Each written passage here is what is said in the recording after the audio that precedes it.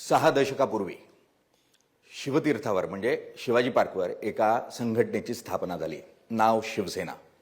मराठी माणसाच्या न्याय्य हक्कासाठी म्हणून या सामाजिक आणि पुढे चालून राजकीय चळवळीला सुरुवात झाली. आज ही संघटना किंवा हा सध्याचा राजकीय पक्ष स्वतःच्या अस्तित्वाची लढाई लढतोय. 3 शकलं या सेनेची अगोदरच झाली आहेत आणि त्यामुळे भविष्यातली आव्हानं आणि सध्याच्या महापालिकेतली आव्हानं या संदर्भात आपण स्वतः चर्चा करणार आहोत शिवसेनेचे कार्याध्यक्ष उद्धव ठाकरे यांच्याबरोबर. सर, खूप खूप स्वागत. जय महाराष्ट्र. जय महाराष्ट्र. मुळात मी जसं म्हटलं अस्तित्वाची लढाई आणि वर्णन असं केलं जातं की शिवसेनेचा जीव. याच्यामध्ये मी तुमचं हे ऐकलं. मुळामध्ये शिवसेना हा एक विचार आहे आणि शिवसेना ही एक चळवळ आहे.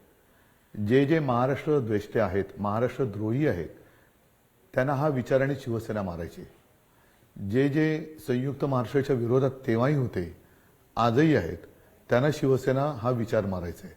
आणि असे मारेकरी हे काय पहिल्यांदाच शिवसेनेच्या आयुष्यात नाही आलेले. तुम्ही ज्या 6 दशकांचा उल्लेख केला, या 6 दशकांमध्ये अनेक वेळा असे प्रयत्न झाले.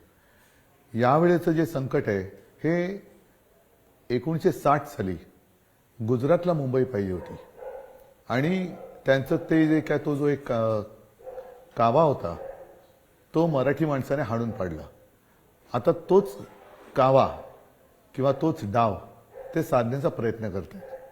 आणि म्हणून मला असं वाटतं की असे कित्येक जरी आले तरी हे काय यशस्वी होणार नाही. वेगळं पण एवढंच सांगेन की 1966 साली शिवसेनेची स्थापना झाली.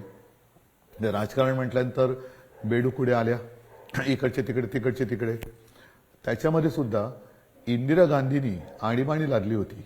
त्या आणीबाणीत किंवा नंतर सुद्धा शिवसेना संपवण्याचा प्रयत्न नाही कोणी केला.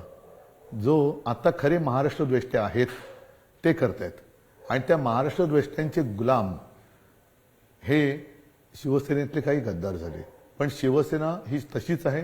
कारण परत सांगतो, शिवसेना हा विचार आहे, शिवसेना ही चळवळ आहे आणि शिवसेना म्हणजे महाराष्ट्र प्रेम, महाराष्ट्र धर्म राखणारी अस्सल मराठमोळी देशभक्त संघटना आहे.